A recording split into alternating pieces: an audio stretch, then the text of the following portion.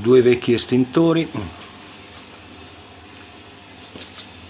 due vecchi motori frigo,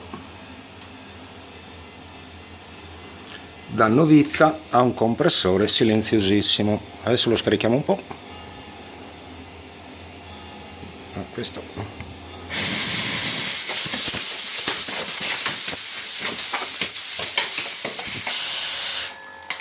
sentite un po'?